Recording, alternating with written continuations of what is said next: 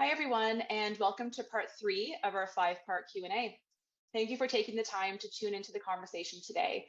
We are together today to recognize World Day Against Trafficking in Persons. We will begin by acknowledging the lands in which Seneca's campuses are located, the lands stewarded by the Anishinaabe, the Haudenosaunee, and the Wendat nations. We acknowledge Treaty 13, signed with the Mississaugas of the Credit First Nation, and the Williams Treaty, signed with multiple Mississauga and Chippewa First Nations. We are all interconnected as treaty people with shared obligation to learn, respect, honor, and sustain. Many of you may also be joining us from all over Turtle Island and around the world. We encourage you to seek out whose ancestral lands you are on today. Now, before we get started, it is important to recognize the heaviness that these topics and conversations can carry and the impact this can have. We will be hearing today from a survivor of trafficking in the sex industry, and we'll be touching on what trafficking looks like and the impact trafficking can have on survivors. If you need a moment, please take some time and step away.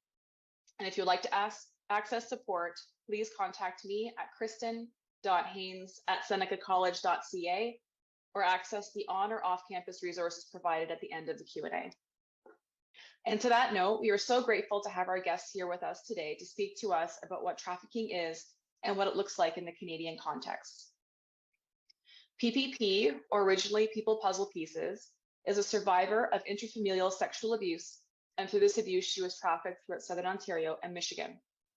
She also lives with dissociative identity disorder, or DID. The name People Puzzle Pieces is from her experience of DID, where each part of her personality becomes a part of the full picture.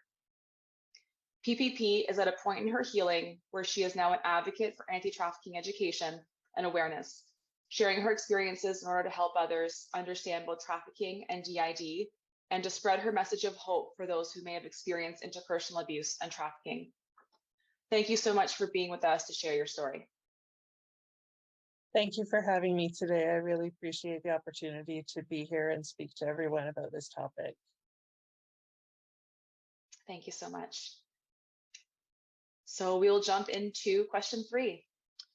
So as we mentioned, your experience of abuse and trafficking involved members of your family. These interfamilial dynamics and how trafficking occurs within a family are oftentimes misunderstood. Can you talk to us a bit more about how trafficking occurs within these family dynamics?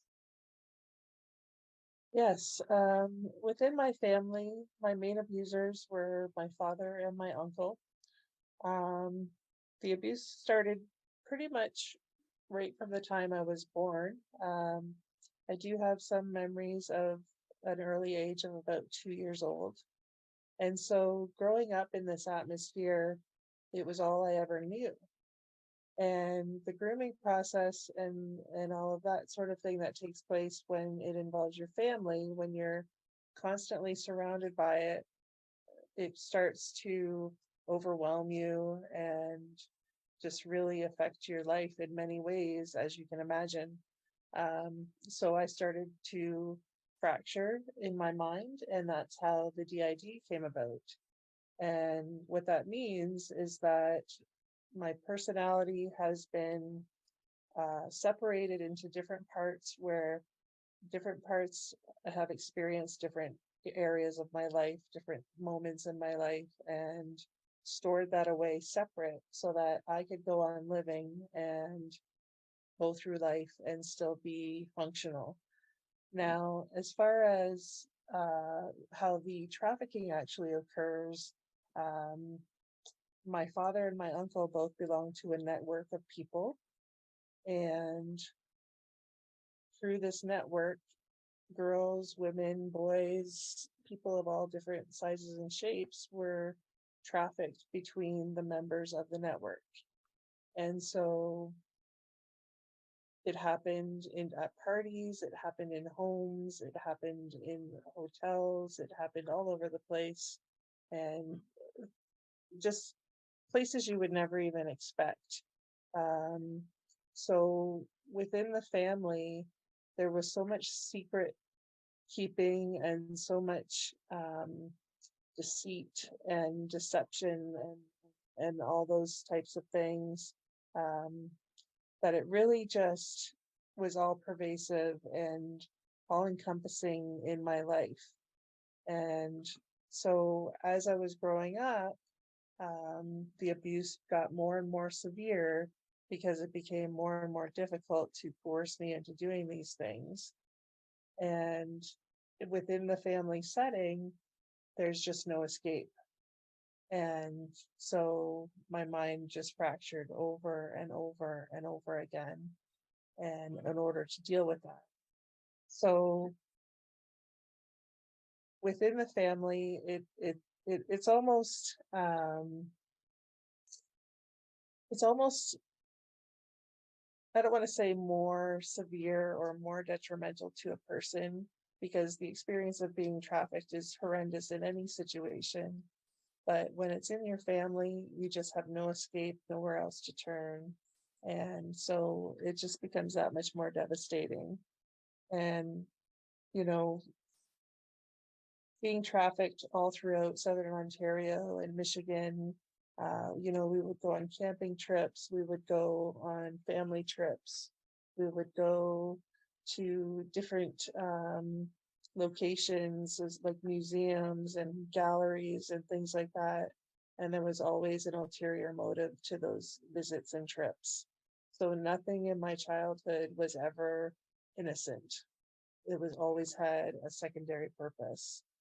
So there's just really no safe place for anyone who's experiencing this type of trafficking. There really is no real way of escaping. I know I've said that over and over again, but it's really worth highlighting, because that's when the complex trauma happens in your mind and your brain, and there's no recovery time. Um, there is no safe spot to go to. And so when your family's involved and this exploitation is taking place, you really just have no idea what to do. And so I'd really like people to know that when it's happening within these family dynamics, you really have to look at all areas of that person's life in order to help them. That's absolutely such an important thing to touch on, especially if we're looking at people who are in a position to be offering support or part of that intervention and response process, and looking at kind of those wraparound supports that a person um, may need in any kind of exploitative or trafficking situation, but especially when someone has been trafficked by family members. They're going to need everything from it could be support with housing. It could be support with anything from buying clothes to food to mental health support to healthcare. Everything kind of across the board. And it really is important to understand the complexity of that trauma and the complex needs that someone will have once they are able to escape or exit a situation. Thank you so much. Thank you. So thank you everyone for tuning in, and thank you PPP for being here with us today. Thank you for sharing your experiences and for providing us with so much information to take away and reflect on. Again, if any folks listening would like to access support, please contact me at kristen.haynes@senecacollege.ca or access the on or off-campus resources provided. Thank you.